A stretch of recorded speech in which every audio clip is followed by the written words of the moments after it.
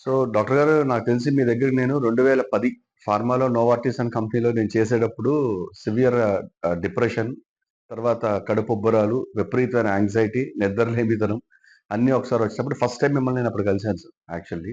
నా టైం బాగుంది అప్పుడు యాక్చువల్లీ చెప్పాలంటే. అంటే ఇదే ఏరియాలో నేను చాలా సార్లు తిరిగాను. పేరు కూడా చూసాను గానీ అప్పటిదాకా నేను 2006 నుంచి చూస్తున్నా ఎప్పుడు రాలేదు. సో రావడం జరిగింది. నేను సివియర్ ప్రాబ్లమ్‌లో మీరు నాకు దారి చూపిస్తారు. మెడిసిన్ ద్వారా ట్రీట్మెంట్ ఇచ్చాను గానీ సెపరేట్ ట్రీట్మెంట్ మీరిచ్చిందేంటంటే, మానసిక ధైర్యం మీరప్పుడు ఇప్పించారు డాక్టర్ గారు అది. అంటే మీరు జనరల్‌గా ఆ రోజు ప్రోటోకాల్ మీరు ఫాలో అవ్వాలి కాబట్టి ఒక అలోపతి డాక్టర్‌లాగా ఎండోస్కోపీ చేయడం జరిగింది. అది ప్రోటోకాల్ అది ఖచ్చితంగా వస్తేగా.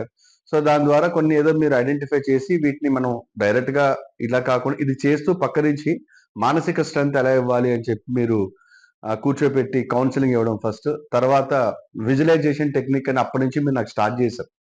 అది కళ్ళు మూసుకొని నువ్వు బాగున్నావు. నువ్వు ఇలా చేశావు. ఈ రకంగా అయింది.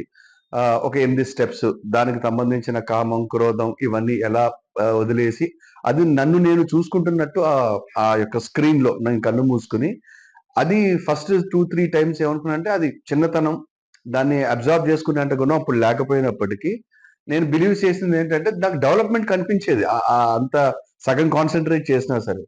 దాని పూర్తి డెవలప్‌మెంట్ సార్ హెల్త్ ఒకటి చాలా చాలా బాగుపడింది.